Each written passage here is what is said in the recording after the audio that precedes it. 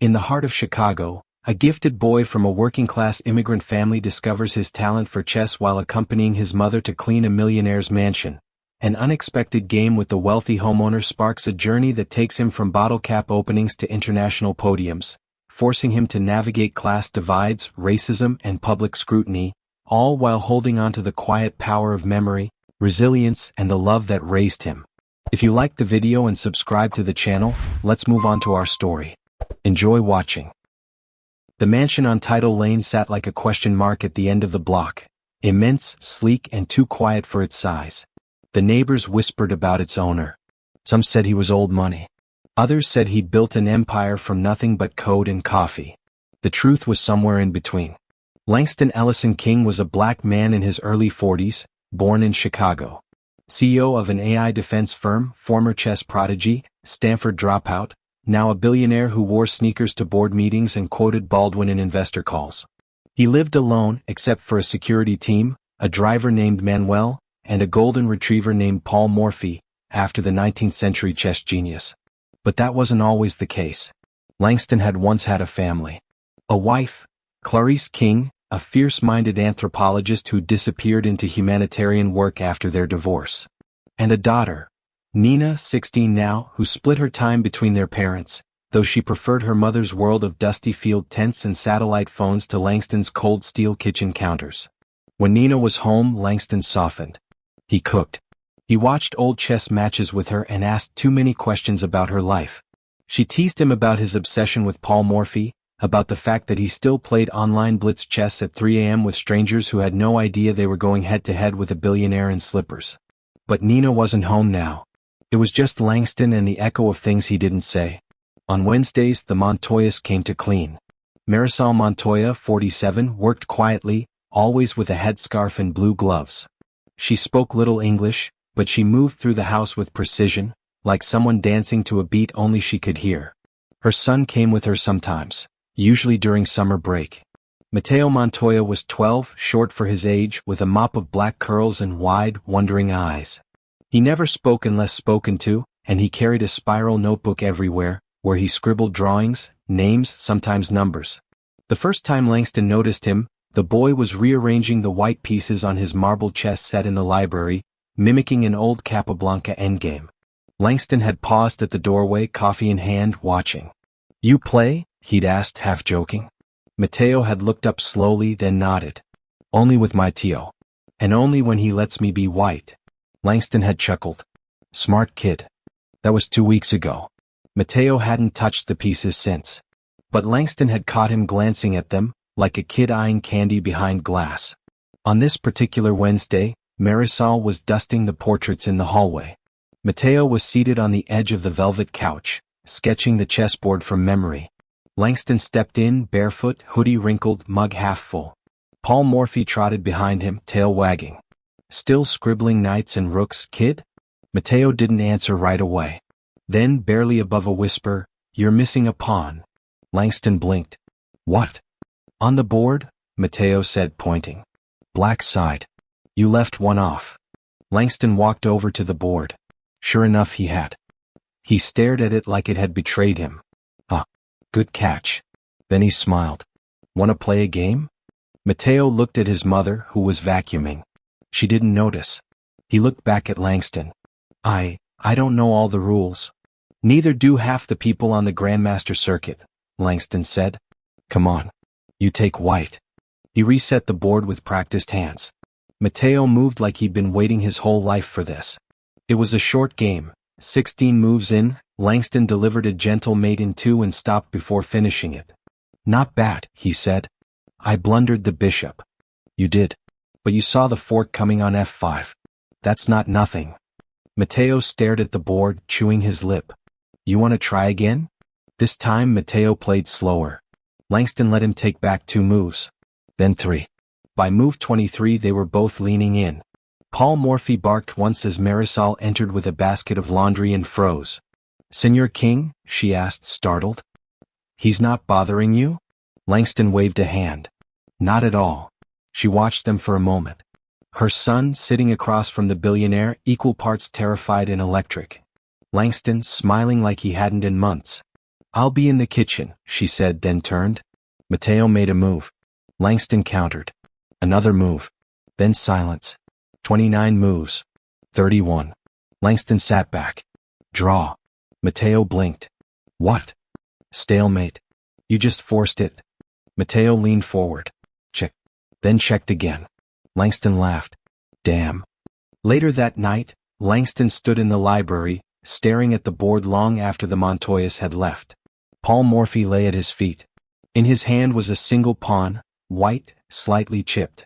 He remembered a quote from his own teacher, a Russian master who died broke in Philadelphia. The pawn is the soul of chess, because it dreams of becoming more. He looked toward the hallway where Mateo had vanished hours ago. Let's see what you become, he said to the pawn in his hand. The Wednesday sun painted gold streaks across the marble floors of the King estate. The house on Tidal Lane hummed in quiet rhythm, air conditioning whispering, Paul Morphy's paws tapping across the tile, and faint classical music drifting from hidden speakers. Marisol Montoya had her sleeves rolled up and a playlist of cumbias playing softly through a single earbud. She moved briskly as always, windows first, then mirrors, then counters. Every surface had its routine. Every corner its demand. She liked the order. It made the silence feel less like judgment. Her son, Mateo, kept to himself as usual. He wasn't one to dawdle or whine. He knew the rules. Bring your homework, stay out of the way, don't touch anything expensive. He was good at all three except for one. The chess set. It sat in the corner of the library on a low glass table, almost too perfectly arranged. Black marble and white alabaster pieces, each polished like museum artifacts. They glinted under a ceiling skylight, regal and cold. Mateo had first noticed it months ago. The king piece was nearly 4 inches tall, with a gold-trimmed cross at the top. The bishops looked like tiny robed ghosts. Even the pawns stood proud, as if aware they were always underestimated. Today, with his mother busy in the west wing and the house unusually quiet, Mateo crept into the library. He didn't sit. He hovered. One hand stayed clutching his notebook, the other reaching, hesitant at first, then certain, toward the night. He set it down softly. Then he moved a pawn. Then another. He wasn't playing a game exactly. Just arranging. Practicing patterns. His uncle had taught him a few traps. Fool's mate. The Italian game. The fried liver attack, he liked that one because of the name. He was lining up a queen's gambit when a voice spoke behind him. You're still making that same mistake on move 4. Mateo jolted. The night tipped over. Langston King stood in the doorway in gym shorts and a faded MIT hoodie, holding a protein shake. His brow was raised but not unkindly. Paul Morphy peeked around his legs, tail wagging. Sorry, Mateo muttered. I didn't mean to. Langston waved a hand. Relax. I leave it out for a reason. He crossed the room and nudged the knight upright. You open with d4, right? Mateo nodded. Good. But then you bring the bishop out too early. Leaves your c-pawn exposed. That's where I'd strike. You play a lot? Langston smirked. I used to. Once made it to the U.S. Junior semifinals.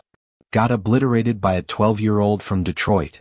Never forgot the sound of his gums smacking as he checkmated me. Mateo laughed quietly. Langston's eyes flicked down to the board. Tell you what. Why don't we actually play? The boy froze.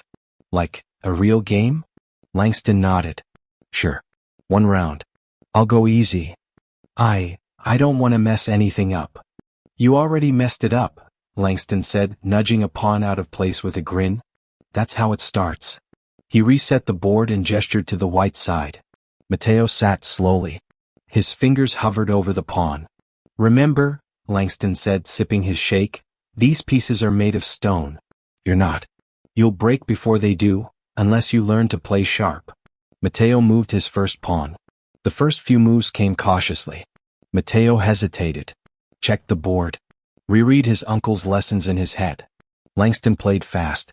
Not arrogantly but decisively. His knight leapt early. His queen lingered. You calculate fast, Langston said after a few turns. I try to see ahead. How far ahead can you see? 3, maybe 4 moves?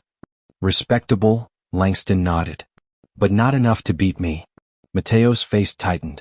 By move 12, Langston had a rook advantage. By move 16 he cornered Mateo's bishop. But then something shifted. Mateo sacrificed a pawn. Langston took it almost lazily. Mateo moved a knight. Langston countered with a queen's check. Mateo blocked. Langston squinted. Mateo advanced his remaining pawn, unbothered. Langston saw the trap a second too late. Ah, he muttered. Cute. 22 moves. 25. Then stalemate. Langston blinked.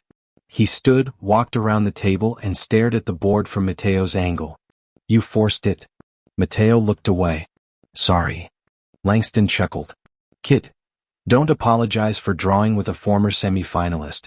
Especially when you only learned the rules from your uncle. He stared at him. How'd you know that sequence? Mateo shrugged. I saw it in a book. And you kept leaving your king open. Langston sat back. You've got something. My mom says it's a waste of time. She's wrong.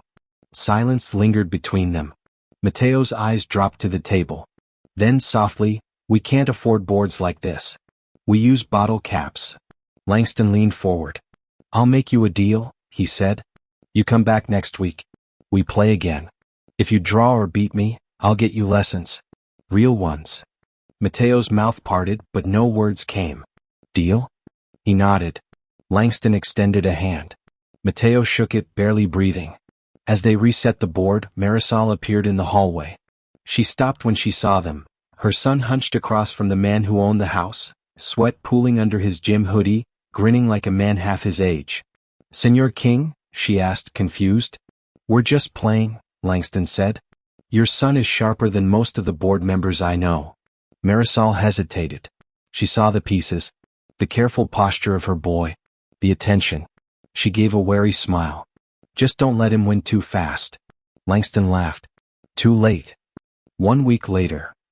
By Thursday morning, the chessboard in Langston King's library was still frozen mid-match. The pieces stood as if caught mid-sentence. Langston had left them that way on purpose. He'd even placed a sticky note beside the board. Game 2. Do not touch. Okay. He kept replaying the last sequence in his head, Mateo's quiet push of the c-pawn, the trap that had flipped Langston's positional lead upside down. The kid wasn't just intuitive. He was strategic, patient, dangerous. Langston hadn't felt this rattled on a board since his freshman year at Stanford. That Saturday morning, Langston called Marisol. He never did that. She answered on the second ring, wary. Senor King? Hi, Marisol. Sorry to bother you. Is Mateo home? There was a pause. He's doing homework. Langston smiled. Tell him his rematch is ready. And today we do it properly. By the time Mateo arrived, Langston had set up the formal tournament board. Digital clock, score sheets, regulation 2.25-inch squares and weighted Staunton pieces. The works. Whoa, Mateo whispered as he entered the library wide-eyed. Langston tossed him a pencil. Time to learn how the big boys play. For the next 40 minutes, Langston taught with focus. This is the touch move rule. If you touch it, you play it. Mateo nodded, scribbling notes. This clock gives you 30 minutes each. Lose on time, lose the game. Period. Another nod. No takebacks. No talking during your move. You write every move down. Every single one. Mateo stared at the line score sheet like it was ancient code. Langston leaned over, writing. 1, E4, E5. 2, NF3 and C6. Like that, he said. Neat. Clean. It's the language of respect. They sat across from each other. Langston hit the clock. Your move. Mateo reached for the king's pawn. The game began. It was nothing like before. Mateo played slower. More carefully. Langston tested him with early fianchettos and a quick queenside castle. Mateo adjusted. He sacrificed a knight for tempo, then clawed back a pawn with a wicked discovered attack. Langston narrowed his eyes. Who taught you that? Mateo shrugged, hiding a grin. Saw it online. Langston shook his head. Savage. The game reached move 31. Langston had 2 bishops. Mateo had a rook in passed pawn. They were both under 10 minutes on the clock. Then, beep, beep, beep. Langston's phone buzzed violently on the table.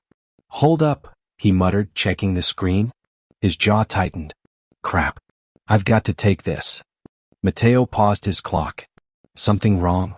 Langston was already standing. Server outage at the company. Defense systems in Arkansas just dropped off the grid. Sounds serious. It is. Unfortunately. Langston hesitated, glancing at the board. I hate to leave mid-game. I can wait. Langston shook his head. Could take hours. He walked to the door, then turned back. How about this? I'll send a car to pick you up at 6 tonight. We'll finish the match then. Mateo blinked. To my house. Langston nodded. That okay? Mateo nodded. Yeah. I'll be ready. Langston pointed at the board. Don't prep any lines. That's cheating. The car arrived at exactly 6:01 p.m., a black Lincoln with tinted windows and a quiet driver who said only, "Evening, Mateo." Marisol watched from the window, frozen. Mateo, in his cleanest jeans and a polo shirt, turned back at her from the curb. Is it okay? She crossed her arms. Don't stay too late. I won't. And don't forget to say thank you. Mateo smiled. Promise. When Mateo entered the house on Tidal Lane, the mood was different. Langston had changed into slacks and a collared shirt. Paul Morphy was asleep on the rug. Jazz played low on the speakers. Miles Davis, smooth and slow. A tray of bottled sodas and popcorn sat on a side table. Welcome back, Langston said, resetting the clock. No moves made since you left? Langston raised his hands. Scout's honor. They resumed at move 32. Mateo pushed the pawn to a7. Langston paused. That's gutsy. He countered with a bishop pin. Mateo responded with a rook swing to e1. 3 more moves. 4. Then Langston leaned back, eyes on the board. You trapped me. Mateo stayed still. If I capture your rook, I open myself to a back-rank mate. If I protect the king, I lose the bishop and promotion's guaranteed. Langston chuckled. This is filthy. You realize you're 12, right? Mateo shrugged. I'll be 13 next month. Great. Happy birthday, future world champion. He extended a hand. Draw. Mateo's face lit up. Again? Langston nodded. You earned it. Bishop. Later, as Mateo sipped soda and stared at the ceiling of the vast library, he asked, Did you always want to be rich? Langston paused before answering. No. I wanted to be safe. Safe. Where I'm from, safety wasn't guaranteed. Not for black boys who played weird games and read too much. People like us, we dreamed to survive. Mateo nodded slowly. I just wanted to play chess, he said. Langston looked at him carefully. And now, maybe you will. Langston King had made plenty of risky investments in his life. His AI defense startup, a failed VR school for incarcerated teens, a biotech company that once tried to 3D print kidneys. But enrolling Mateo Montoya in the Proper Nouns Chess Institute might have been his boldest yet. Because unlike the others, this one wasn't business. It was personal. The Institute, a 5-story glass and marble structure nestled between a museum and a finance company in the heart of downtown, was founded by Grandmaster Yael Rubenstein and served as a premier training ground for Chicago's rising stars.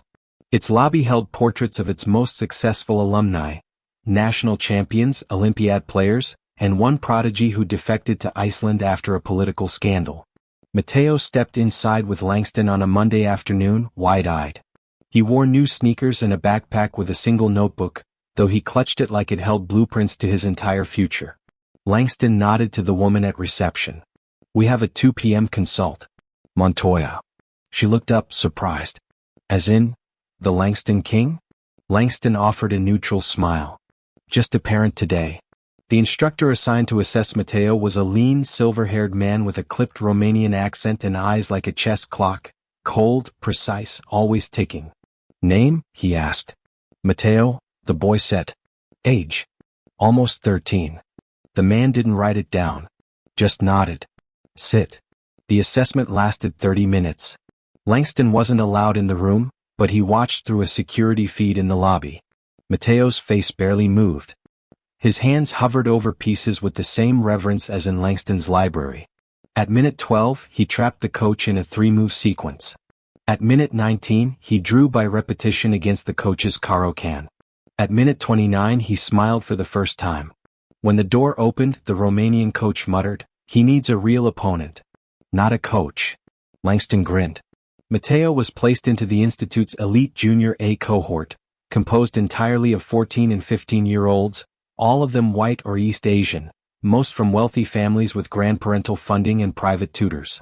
Day 1, a tall boy named Grayson laughed at Mateo's worn-out notebook. "Your coach make you bring a diary?" he snorted. Mateo said nothing. He just sat down, opened to a blank page and wrote. "They laugh before you play. But not after." The Institute's curriculum was brutal. 4-hour tactics labs. Daily endgame drills. Mock tournaments every Friday. Every mistake was publicly reviewed on a wall-mounted smartboard while classmates dissected the logic, or lack thereof. Mateo loved it. He stayed late. He borrowed books from the Institute library, then returned them the next morning filled with margin notes. He asked questions. He memorized obscure lines from 1960s Soviet playbooks. Within 3 weeks he was matching the top seed in speed rounds. Within 6 he was beating him. Back at home, Marisol was both proud and unsettled. She liked seeing Mateo excited. She didn't like the car showing up every day to take him downtown. She didn't like how quiet he got when she asked about it. "You never talk about what happens there," she said one night. "It's just chess," Mateo replied, sipping soup. "And this man Langston, he just pays for all of it?" "Yeah. He says it's an investment." "In you?" Mateo nodded. Marisol wiped her hands with a dish towel. "People don't invest in boys like you for nothing." Mateo looked up. "Then maybe I'll be the first." Langston meanwhile had grown obsessed. He cleared his calendar to watch Mateo's mock tournaments. He paid for custom equipment, new books, a second monitor so the boy could study grandmaster games at home. He hired a Cuban coach to work with Mateo over Zoom 3 nights a week. He even invited Nina, his daughter, to meet him. "Why?" she asked flatly. "Because he's brilliant." "Dad, you fall for people's potential like it's a lottery ticket." Langston stared out the window. "This one's real." One Friday evening, Langston took Mateo to a proper tournament. It was the Territory Rapid Youth Qualifier, a 7-round Swiss event with kids from all over the region. Chess clocks ticked like metronomes. Nervous energy hung in the air. In round 1, Mateo won in 26 moves. Round 2, he won on time. Round 3, he lost to a girl named Michelle who grinned as she skewered his queen and rook in one deadly move. "Don't worry," she said. "Happens to everyone eventually." Mateo just nodded and wrote the entire game down, word for word, move for move. He won his next 3 rounds. Final round, Mateo versus Grayson, his smug institute classmate. Mateo crushed him in 29 moves and offered a handshake without smiling. Grayson didn't take it. Mateo shrugged. That night, after dropping him off, Langston sat in the car outside the Montoya apartment for 5 extra minutes, replaying the last round in his head. "Grayson walked right into that bishop trap," he muttered. He texted Nina. "He placed second. Played like a machine." Nina replied, "Machines don't smile, Dad." "Does he smile?" Langston looked out the window. Just inside, through the curtain, Mateo sat on the floor with his mother, helping her fold laundry. He was still in his blazer and school shoes. He smiled as he handed her a towel. The Territory Scholastic Open was the biggest youth tournament in the region. 700 players, 40 schools, and more trophies than Mateo had ever seen in one room. Langston called it the proving ground. Mateo called it a zoo. The gymnasium echoed with squeaking sneakers, muttered openings, and the relentless tick of dozens of digital clocks. Rows of folding tables lined the floor, each bearing small paper signs with school names. Valley Science Academy, Jefferson Prep, proper nouns collegiate. Then there was Mateo. No school banner, no team polo, just a navy button-down, a clean notebook, and a plastic ID clipped to his collar that read, "Individual competitor, Mateo Montoya." He was one of 4 unaffiliated players. The other 3 were wide-eyed beginners, here for experience. Mateo was here to win. Before the first round, Langston leaned down and whispered, "Remember, play the board, not the player." Mateo nodded, but his stomach was already tight. This wasn't like the Institute. These kids didn't know him. And they didn't expect someone who looked like him to belong here. He saw it in their eyes. The stares. The second glances. The smirks when he took a seat. Round 1, win in 32 moves. Round 2, a tactical sacrifice earns a checkmate in 26. By lunch, he was undefeated. He sat alone on a bench outside the gym eating a sandwich his mother had packed. Langston stood nearby, talking on the phone, glancing over now and then. That's when two players from Jefferson Prep walked by. One pointed. The other laughed. "Is that the janitor's kid?" one of them muttered, just loud enough. Mateo didn't respond. He just stared at his sandwich, biting slowly. They passed, still laughing. Langston saw it, ended his call, and sat beside him. "You okay?" Mateo nodded. "Yeah." Langston didn't push. He just sat there, shoulder to shoulder with the boy, watching the clouds drift over the roof. Round 4. A draw against Michelle, the same girl who had skewered him weeks ago. "You're improving," she said, nodding with respect. Mateo gave a small smile. "So are you." Round 5. Win. Round 6. Win. Round 7. Final round. Board 1. His opponent, Hunter J. Calloway. 15, tall, blonde, confident. A nationally ranked player from Proper Nouns Collegiate. Hunter had a scholarship offer from a university in Chicago and a personal coach flown in monthly from Prague. He also had a reputation. Not just for his aggressive play, but for his attitude. Mateo sat down at the table. Hunter didn't look up. He just reached across and pushed the white pawn forward. E4. Mateo replied, C5. The Sicilian defense. By move 10 the room had thinned around them. Other games finished. But board 1 held attention like gravity. Mateo's strategy was bold. He castled early and initiated an opposite side pawn storm. Hunter countered with a devastating rook file assault. Then as Mateo moved his queen to h5, Hunter said it. "Your mom scrubbed our locker room last week. Hope she cleans better than you play." The words hit like a rook to the ribs. Mateo's hand froze on the clock. He said nothing, but his eyes locked in, and he played sharper. 29 moves, then 33. Mateo sacrificed his knight. Hunter smirked. Blunder. Langston stood up from the back row, tense. Mateo moved his bishop. Check. Hunter blocked with a pawn. Mateo moved his queen. Check again. Hunter growled. "You're lucky I underestimated you." Mateo's voice was steady. "You're lucky there's a camera on us." Move 38, checkmate. Hunter stood without shaking hands. Stormed off. Mateo didn't flinch. He wrote the final move. Pressed the clock. Sat back. Langston clapped once. Then again. Others joined. When the scores were tallied, Mateo had done it. First place. Territory Scholastic Open champion. As he stood on the podium with the gold medal around his neck, the announcer read his name twice, unsure how to pronounce Montoya. Langston took a picture anyway. After the ceremony, Michelle came over, holding her second-place trophy. "You're gonna be famous," she said. "I just want to play." She smiled. "You will." Back in the car, Mateo sat quietly. Langston asked, "You want to talk about what he said?" "No." "You want to talk about how you destroyed his endgame?" Pause. Then, yeah. They laughed. That night, Marisol stood in the doorway, staring at the medal hanging from Mateo's desk lamp. "He say anything nasty?" she asked. Mateo hesitated. "Yeah." "You say something back?" "I beat him." She smiled. "Good." Then she sat beside him, smoothing his curls. "But promise me something." "What?" "You don't just win for revenge. You win for yourself. For your joy. Not theirs." Mateo nodded. "I will." The envelope came on a Tuesday. Matte white. Government seal. Langston handed it to Mateo like it was a trophy. Inside, his very first passport. "Your flight's in 10 days, Langston said, leaning against the kitchen counter. Mateo ran a thumb along the edge of the booklet, still unsure it was real. "Brazil?" he said softly. Langston nodded. "Rio. The Pan-Continental under-16. You qualified with that win at Scholastic." Mateo looked up. "I didn't even apply." "You didn't have to," Langston grinned. "Your rating broke 2,000. They scouted you after the footage from your match with Calloway went viral." Mateo blinked. "Wait, that was recorded?"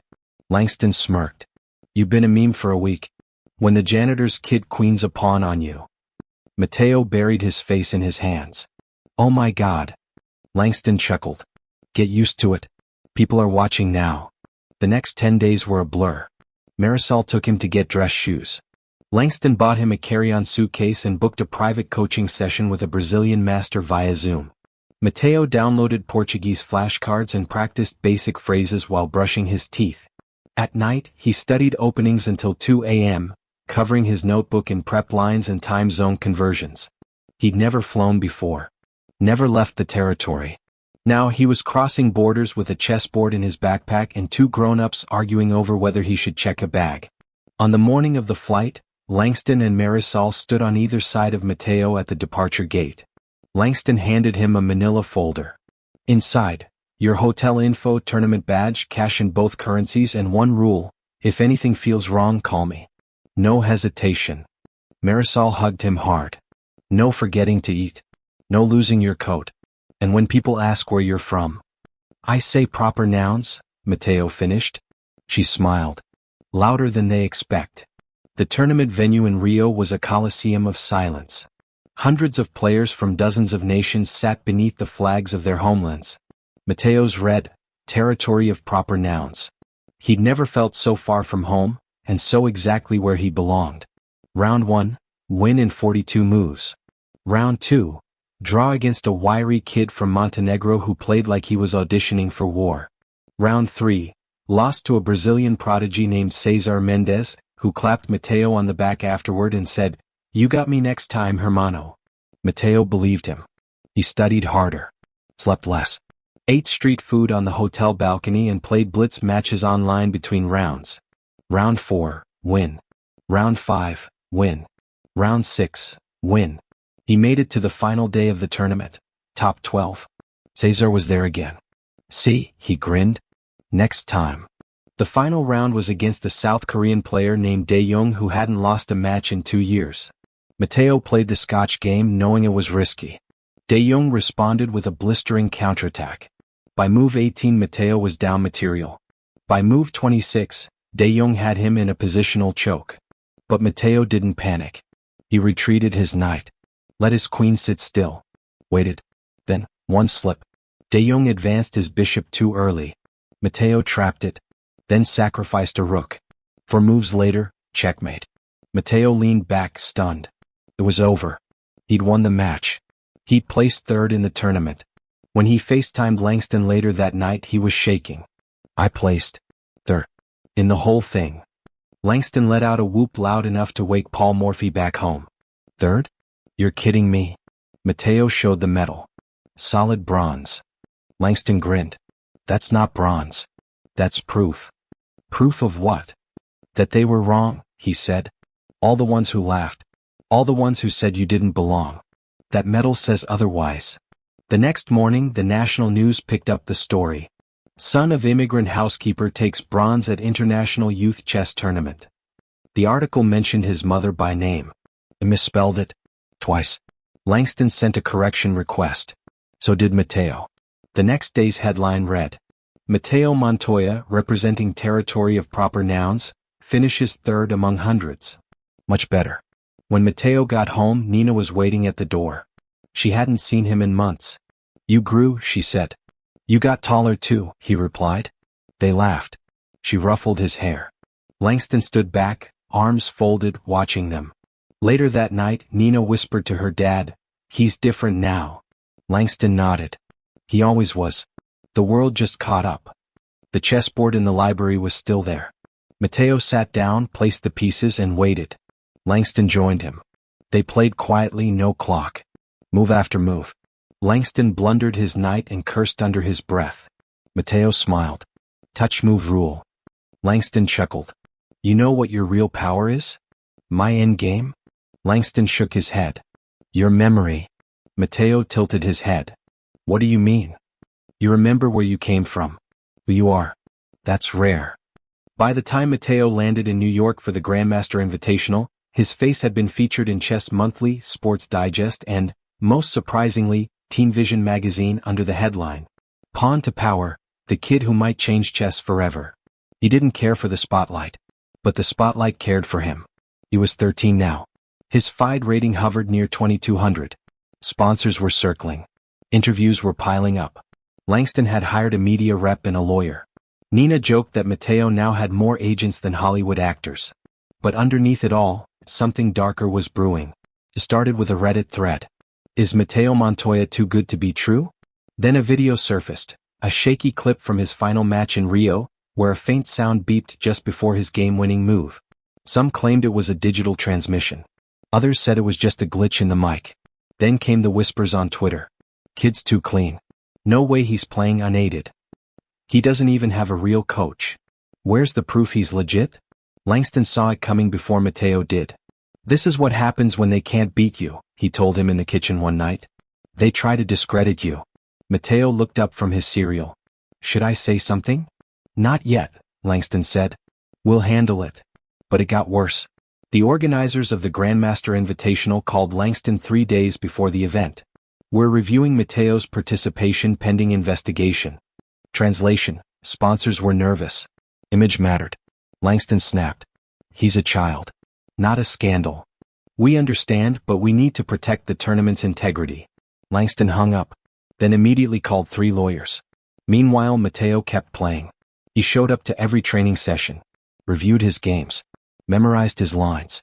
But the whispers echoed in the halls of the institute. Grayson made a show of searching Mateo's bag one afternoon. Just checking for your secret earbud. Michelle nearly slapped him. Mateo didn't react. He just played harder. The night before the tournament, Langston sat Mateo down in the library. There's something you should know. He opened his laptop. On the screen was a video, Langston's own semi-final match from his youth, decades earlier. I was 16. Thought I'd be the next grandmaster. Then I made a mistake. Let them rattle me. One rumor, that I cheated in an online qualifier. No proof. No logic.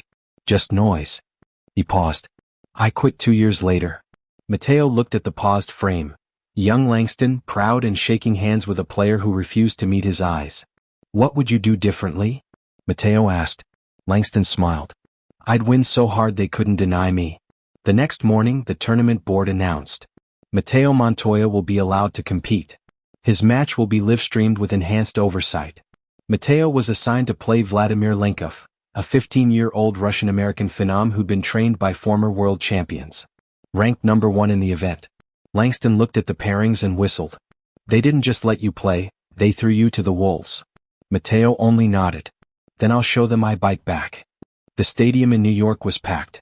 Cameras. Commentators. Flags. The game was broadcast live across 8 platforms. Mateo wore a mic. His chair was pressure censored. He had no electronics, no watch, not even shoelaces. Vladimir swaggered into the room like a prince. He didn't speak a word. Just nodded at Mateo and began setting up. The match began. Mateo opened with 1. E4. Vladimir responded. 1. C5. The Sicilian defense. By move 8, they'd entered a theoretical line Mateo had studied 2 nights before. He stayed calm, focused, calculated. At move 14, Vladimir tried to bait a knight sacrifice. Mateo declined and smiled. The commentators caught it. Montoya just smiled. That's dangerous. By move 22, the board was tilted. Vladimir had more material. But Mateo had tempo, and a brutal plan. Then it happened. Mateo paused, lifted his queen, and froze. Not because of uncertainty, but because he was remembering something. His mother's voice. His first match in Langston's library. The pawn sacrifice. The bishop pin. The long, patient game. He moved. Queen to h6. Check. Vladimir countered. Rook slide. Mateo advanced his knight. Check again. Then 3 moves later, checkmate. The room went dead silent. Then the crowd erupted. Langston leapt to his feet. Commentators lost their minds. One screamed, that kid just dismantled the top seed. Dismantled. At the press conference, a reporter asked bluntly, Mateo, do you have anything to say to those who questioned your integrity? Mateo adjusted the microphone, looked straight into the cameras, then said quietly, I never cheated. I studied. I practiced. I failed. I learned. I don't need devices. I have memory. I have instincts. And I have the greatest teacher in the world, my mother. Marisol, watching from home, burst into tears. That night, Langston found Mateo in the hotel hallway pacing. You okay? Yeah, Mateo said. Just tired. Langston nodded. They're already talking about the next step. What next step? International master. Then grandmaster. Mateo looked up. That real? Langston smiled. It is now. The marquee above the arena read. 2025 U.S. Grandmaster Final. Featuring Montoya vs. Shin. Live from Chicago. The match was held in the Civic Dome downtown, a space usually reserved for politicians, graduations, and the occasional orchestra performance. But tonight the crowd had come for chess. Inside, the lighting was dramatic. 2 chairs. 1 board. 1 long, silent table.